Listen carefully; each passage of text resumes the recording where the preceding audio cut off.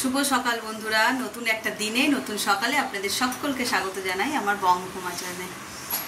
আজ হচ্ছে শুক্রবার আর সকালবেলায় এই রান্নাঘরে চলে এসেছি রান্না করার জন্য। আর আজকে রান্নার তো অনেক কিছু আছে, দেখি কি কি করি। এই যে এইখানে করবো আজকে মাছের ঝোল। এই যে ঝিঙে, আলু আর পেঁপে সব কেটে নিয়েছি, এটা দিয়ে হবে মাছের ঝোল। আর একটু পুঁই শাক আনিয়েছি, এই পুঁই শাকের তরকারি হবে। সঙ্গে থাকো, সারাদিন কি করি না করি।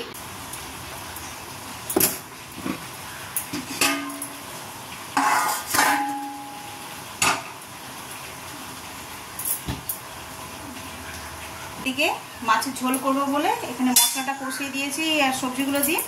আর এদিকে আর একটা কড়া বসেছি, মাছগুলো ভেজে নেবো। ওরা খেয়ে কাজে যাবে, তাহলে একটু তাড়াতাড়ি হবে দুটো কড়া বসালে। আর এই যে জ্যান্ত কাতলা আনিয়েছি, তার মাথাটা দেখো কত বড়। আর এই যে সব রিং পিস হয়েছে। চলো মাছগুলো ভেজে নিয়ে আর এই ঝোল ফুটলে ওতে দিয়ে দেবো। আর যা গরম, আর এই গরমকালে ঝোল খেতে বেশ ভালোই লাগে গন্ধরাজ লেবু দিয়ে। গন্ধরাজ লেবু আছে ঘরে, তাই মাছের ঝোল দিয়ে আর এই গন্ধরাজ লেবু দিয়ে ভাত খাওয়া হয়ে যাবে। সবজিটা ভালো করে কষানো হয়ে গেছে, এবার জল দিয়ে দেবো।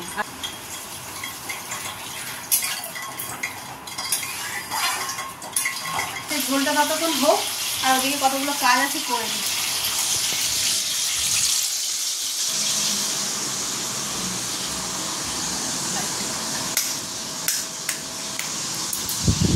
এই যে বিস্কুটগুলো এনে রাখা রয়েছে, এগুলো ঢালবো। আর কালকে আমাদের গিয়েছিল একসঙ্গে 4 কেজি আম ধরে দিয়েছে। ওদের বক্তব্য আমরা যাই না বাজার করতে ওখানে, সেই জন্য এসছে যখন একসঙ্গে এতগুলো দিয়ে দিয়েছে।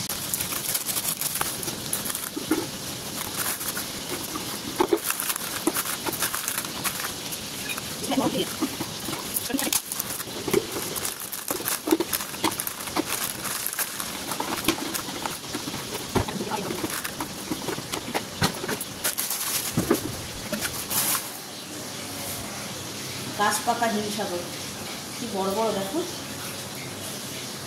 দেখতে তো ভালো লাগছে, খেতে কেমন লাগে। তবে যে দোকান থেকে নিয়ে এসছে অনেক পুরনো দোকান, তো ঠকায় না, ভালো জিনিস না হলে দেবো না, এই হচ্ছে কথা।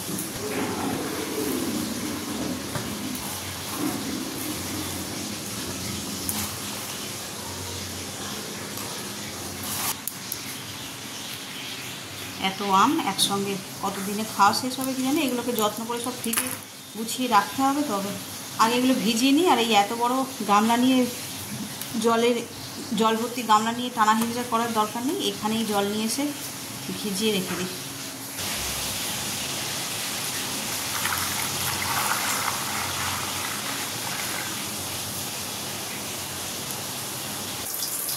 দেখো ঝোলটা একদম টকবক করে ফুটে গেছে, এবার এর মধ্যে মাছগুলো দিয়ে দেবো।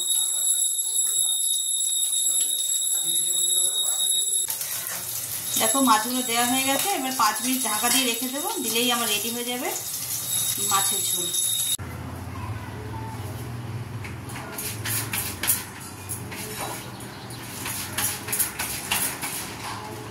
চালটা ভালো গো? হ্যাঁ ঠিকই আছে। এই যে মাসকাবাড়ি চাল এসছে, ঢেলে দিল। আর আমাদের এই অনেকগুলো লোক তো, 1 বস্তা করে আনা হয়, 1.5 মাস মতন চলে যায়। ওইটাই চালগুলো ঢেলে দিলাম, ওর বাবাই দিল আর কি, আমি ঢালিনি। আর আমি এখানে করছি এখন ব্রেকফাস্ট, এই যে রুটি করছি। আর আমার রান্না হয়ে গেছে, মাছের ঝোল তো সকাল সকালই বসিয়ে দিয়েছিলাম, হয়ে গেছে। আর কড়াই পুঁই শাক বসিয়েছি, পুঁই শাকটাও মনে হয় হয়ে এসছে।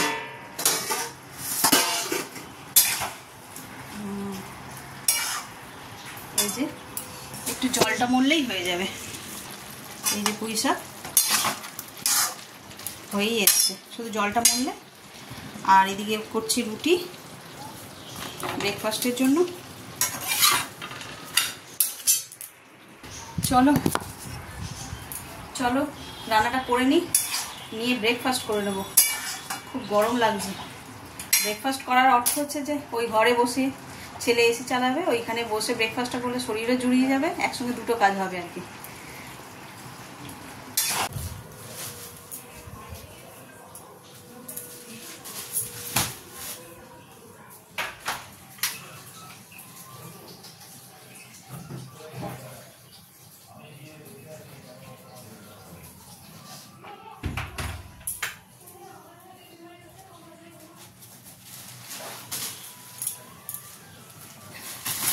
5:30 বাজে, যাচ্ছিলাম গাছে জল দেবো বলে।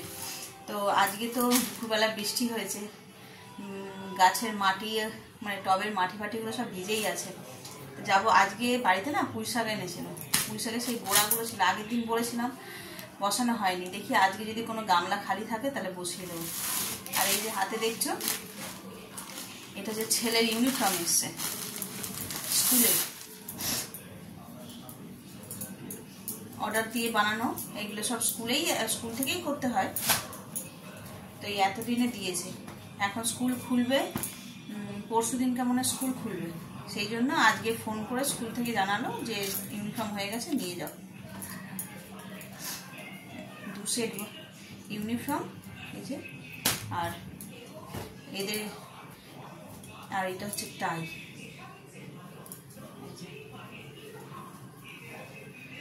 এদের হচ্ছে তোমার নার্সারি থেকে এইচএস পর্যন্ত স্কুলটা, তো 10 পর্যন্ত এদের ইউনিফর্ম সেম। আর এই 11-12 এই দুটো ইয়ারের জন্য ইউনিফর্মটা চেঞ্জ করেছে। ইউনিফর্মটা চেঞ্জ করেছে বলতে এই শার্টটা চেঞ্জ করেছে, এই যে এই কলারটা, এই হাতে একটুখানি এটা লাগানো আছে পাইপিং মতন, এই কলারের ইয়েতে ম্যাচিংয়ে, আর টাই আর বেল্টটা চেঞ্জ করেছে।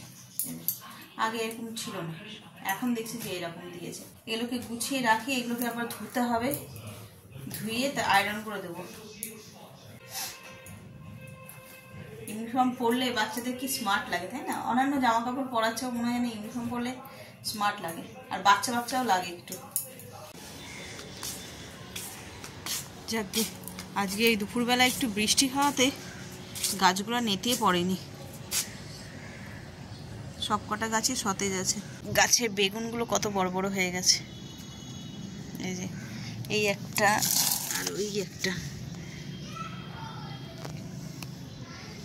ওইখানে আরো দুটো বেশ বড় বড় হয়ে গেছে, মানে দেখা যাচ্ছে। আগে তো ফুল মতন হয়েছিল, এখন দেখা যাচ্ছে।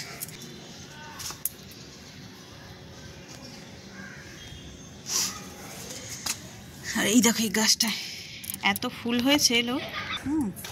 এই যে ফুল তুলে নেওয়ার পরে যে এই বোটাগুলো থাকে, এইগুলোকে যদি কেটে দেওয়া যায় এরকম করে একটুখানি ডাল সমেত, তাহলে এখান থেকে আবার প্রচুর ফুল হবে, এই গাছেই আবার প্রচুর ফুল হবে। আর এগুলো যদি থেকে যায় তাহলে আর ফুল হতে চায় না।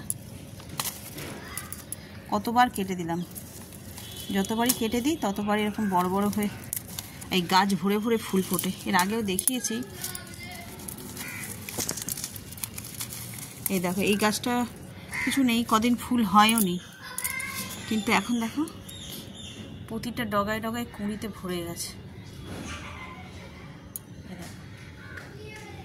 দেখছো ছোট্ট ছোট্ট পুরো কুঁড়িতে ভর্তি এই গাছগুলো।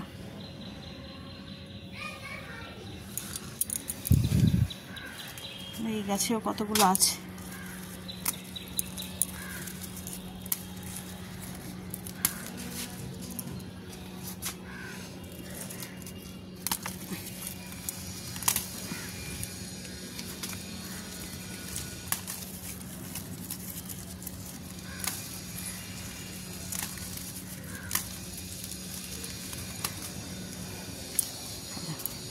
এতগুলো বেশি।